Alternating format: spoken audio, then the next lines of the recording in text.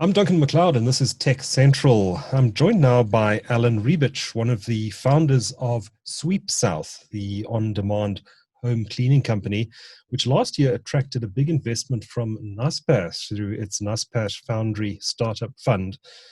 Alen, welcome to the podcast. How long has SweepSouth been going for now?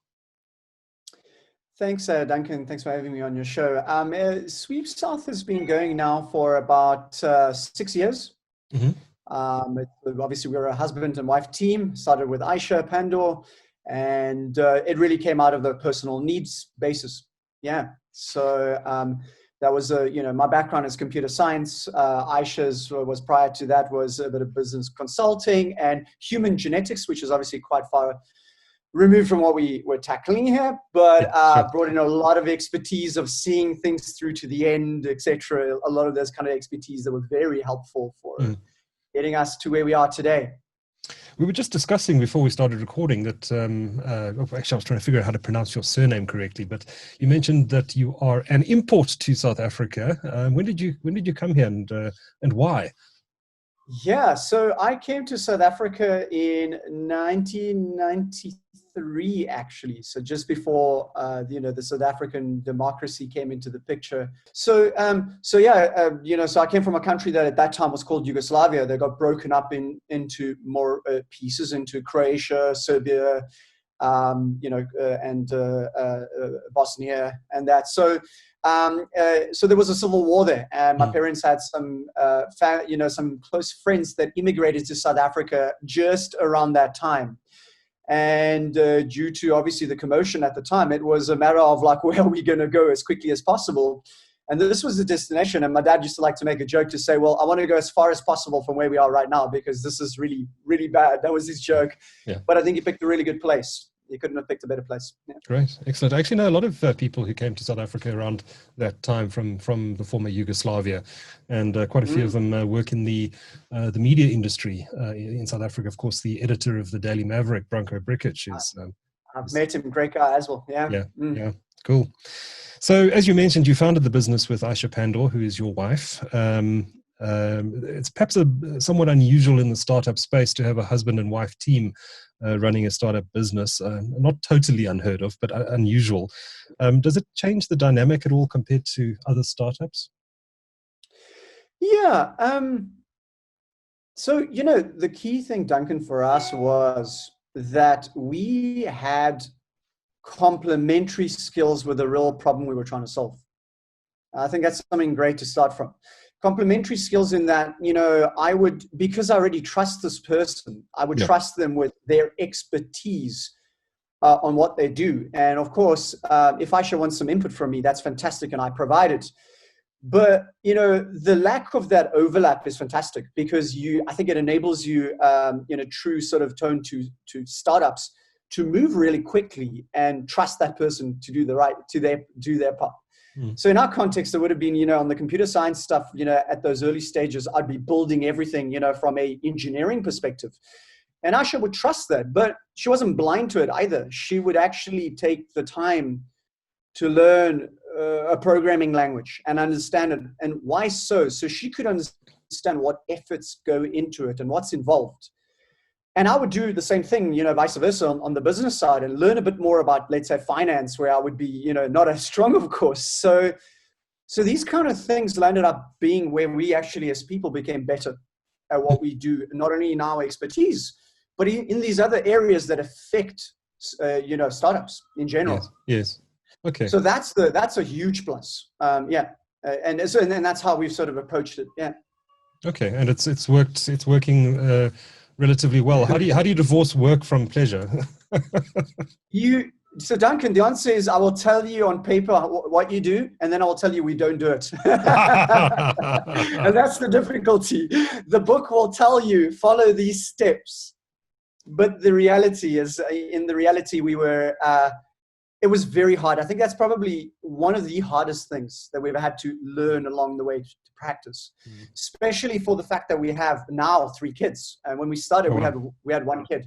Right. We had 1 child who was 4 years at the time, but now we have 3. So you can imagine the rest are a lot younger. So we've had to learn how to sort of decouple the two to some degree. And I say to some degree because it's almost impossible when you have passion for something that you're building, right? That, you know, a business or a product and that. So what you do is, you know, what we've learned to do is just say, well, you know, when we maybe doing dinner, let's sit together with the kids and do, you know, really focus on the dinner, the exercise maybe of the making the dinner, the exercise of, you know, actually sitting and enjoying that meal, you know. And then maybe when the kids go back to bed, I know what happens a lot of the time. We're back to how are we going to solve this problem? How are we going to expand into Kenya? How are we going to, you know, those things come up. So it's a hard balance. You know, some people will claim that there isn't such a thing as balance in this case. But I'll say that that the, you know, they're on the spectrum. The line is somewhere, but it's not a very easy line smack in the middle, if you know what I mean. I do. So let's talk about the lockdown, because I imagine that this has affected you guys, especially during levels 5 and 4 when the cleaners were not allowed to work. It must have been a bit of a rough ride. Take us through it. Big time. So levels 5 and 4 were very intense. So I can say for the first time in the history of the company, within the space of the 6 years, you look at the graph and you have tears in your eyes because it's the first time when the business has had 1 minute of downtime. Literally. And when I say downtime, I'm talking about you know, that the company's actually open doors and operating. This is the first time we had to actually, under lockdown, specifically close doors. That was very hard. It was. But what did we do about that? I'll tell you right now, Duncan, is we took an approach of knowing that this is firstly a long-term journey for us. And then B, actually saying, well, what can you do during this time?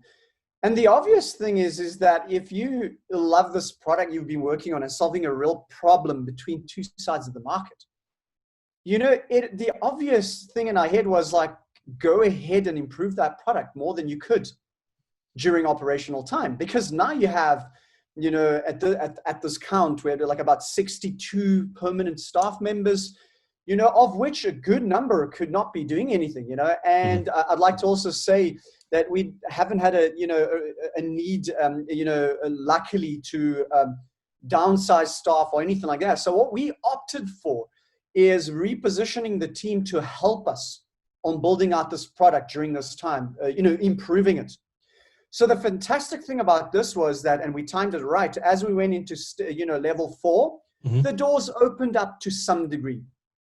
So we can already have some kind of operation happening.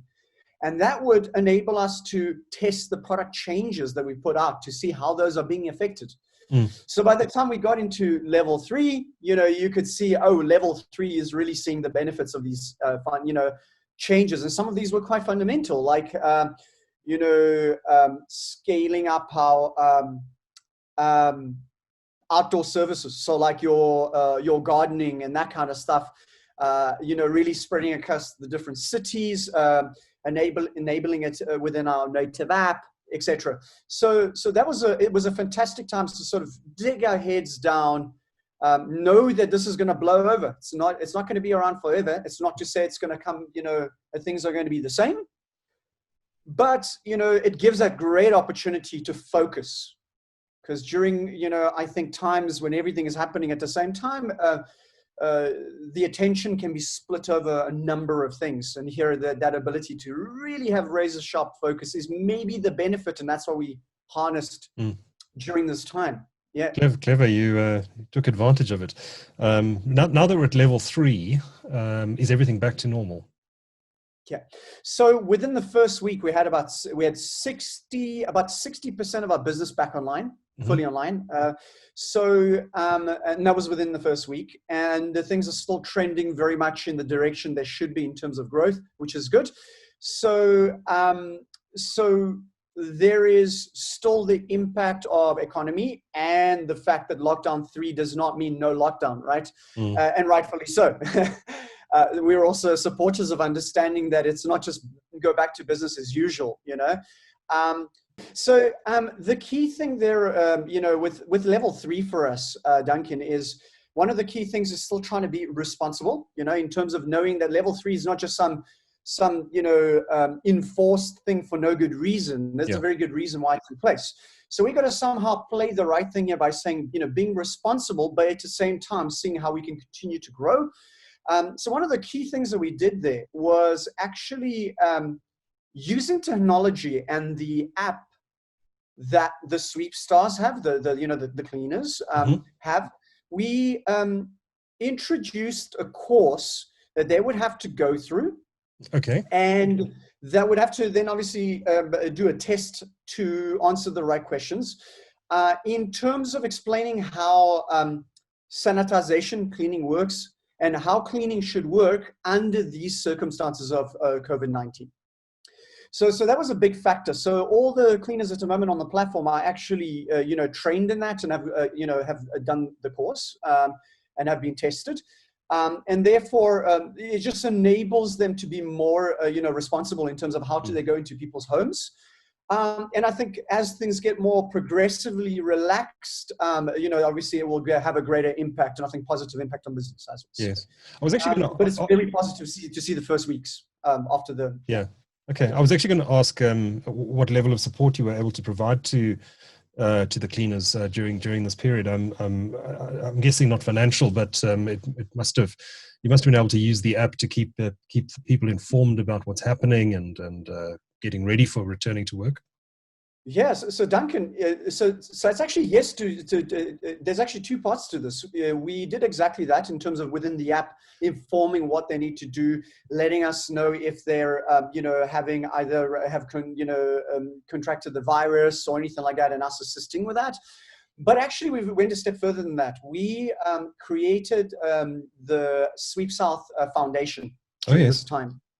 And with that, actually set out to raise 12 million Rand. And within the first 3 weeks, we actually raised 8 million of that 12 million. Wow. And we're now sitting on about 9.3 by my last count. And we have a final incoming investment, or rather investment, but rather a contribution. It's not an investment, a contribution into the fund. To make the balance of the 12 million. So we're going to be fully, have it fully done.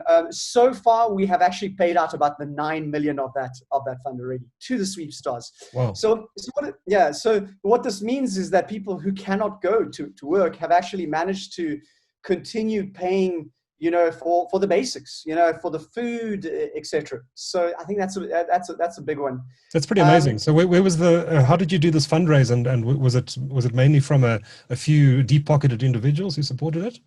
Yeah, great question. So one of those was actually one of our existing investors, international investor, who's Susan and Michael Dell Foundation. So that's obviously Michael Dell from Dell Computers. Yes.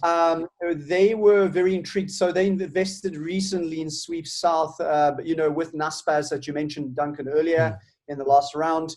And obviously it caught his attention, and it was like, listen, we're already doing some, looking to help around the world with companies we've either invested in or are backing in general. And they put forward 6 million towards it.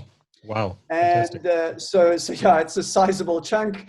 A few other names I can't mention, but they're also very, very big names in terms of South African, I think business profile people as well, and that kind of stuff. But it's been a phenomenal support to help the sweep stars get through this time. I think it's fantastic. That's great. And as you've already mentioned, through this level 3 being relaxed, they've managed, sweep stars has been managing to go back to work more and more, which is fantastic. So yeah.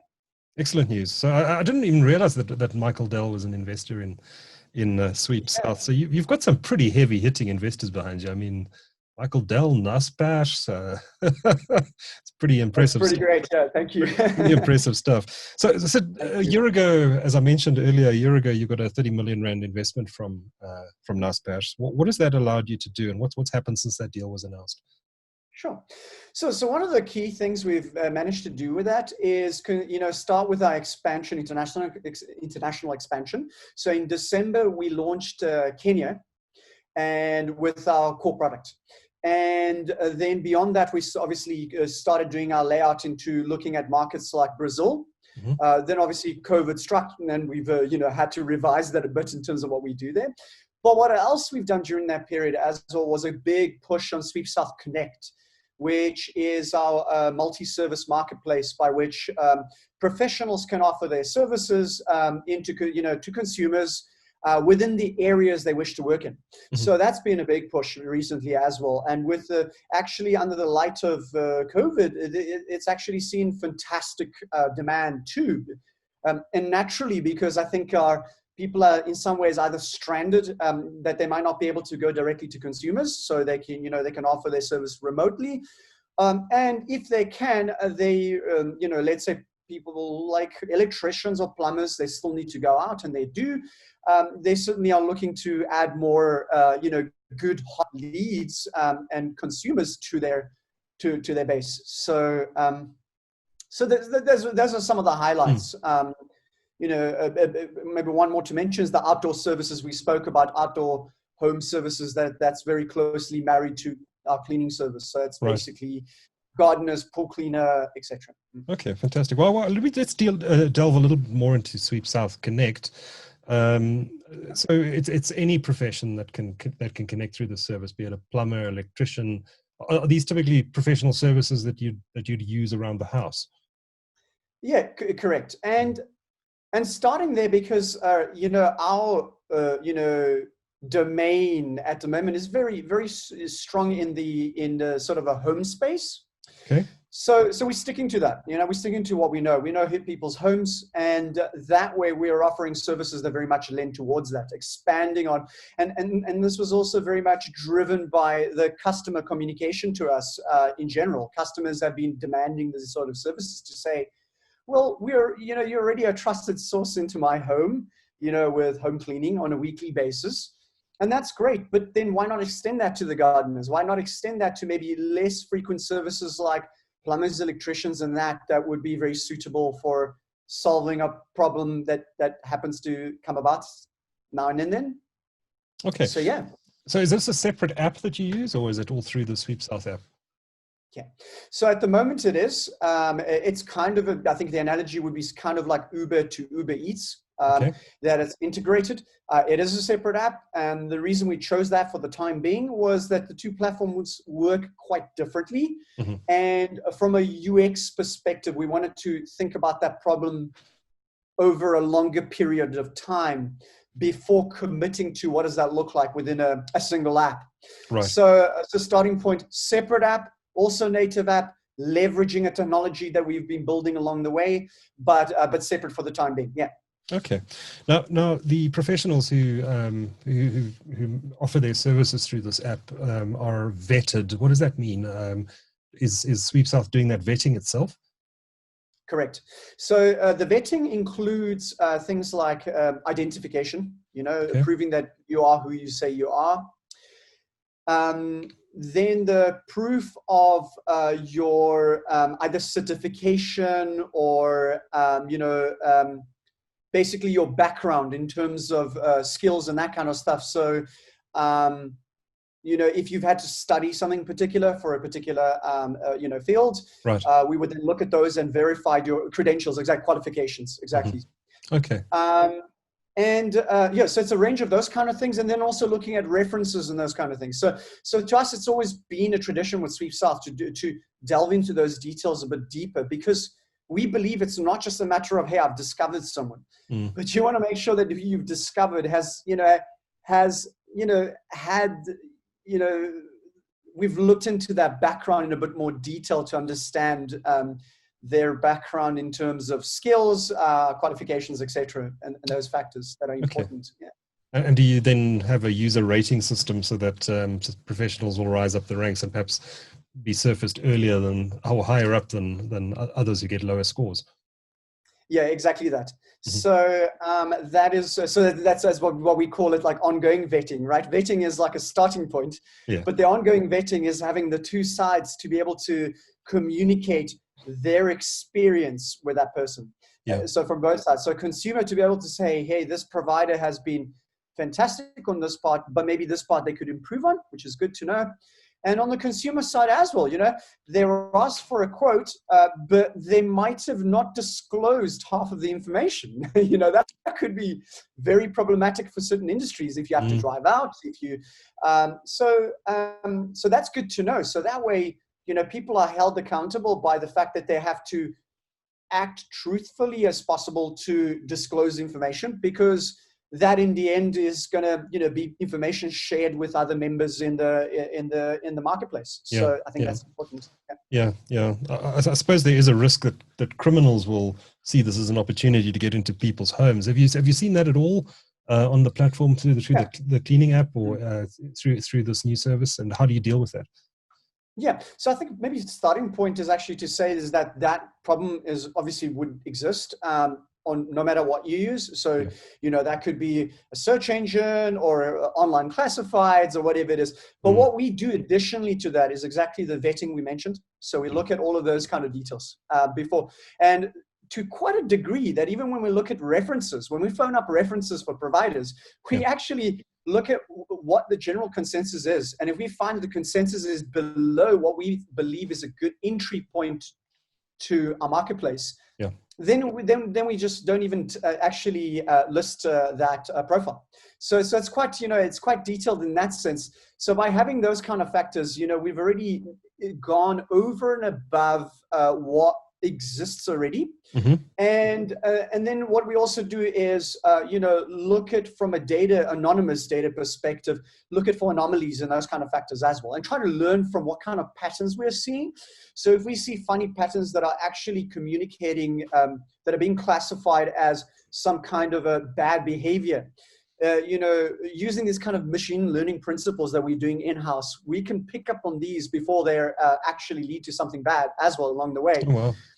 So it's those two major, I think parts that go a long way, to play out well. So SweepSouth Connect is pretty new in comparison to our, core offering. So I can say we've had no incidences, but I think these two pieces I've just spoken about will go a long way over and above what's available out today. Alen, just lastly, you've launched, I believe you've launched this as a free-to-use service for now. What charges will be introduced in time? I presume it's the service providers will get charged rather than the end user? Right. So that's our initial thinking, is that we're watching the data very closely. We're also talking to the consumers and to providers all the time to understand these things. From a data perspective, also understanding the value, right? To us, it makes no sense to introduce any cost, to be honest with you, unless I can tell from a sort of statistical view that the distribution across the pros adds value across the distribution, and not, 5 people are doing amazingly well and the rest are like, okay. So we're watching that very closely, and based on those, we're looking at what that value looks like. And our initial thinking is very much about inserting maybe the point at the pro side, to charge some kind of a lead fee. And that's a very hot lead fee, because we can tell that this person has a very specific problem, and this is what they need solved in the area that they operate, that the provider can actually manage those areas within their app. Yeah. Very high chance it'll lead to a transaction. Exactly. So that's exactly the thing. So we're watching that kind of conversion rates very closely to understand that there's real value, and not just, well, this thing seems to be working. Well, no. We ourselves run a business, so we know what it means to get real value from from this kind of activity. So we want to make sure that is the case for the providers, and ensure that we put it at exactly the right time. Yeah, but it's been phenomenal so far. You can see that growth and impact on the value grow. Yeah. Well, it's been very good to chat to you, Alen. Alen Ribic is co-founder of SweepSouth. Thanks so much for talking to TechCentral. Thanks for having me on your show. Thanks, Duncan.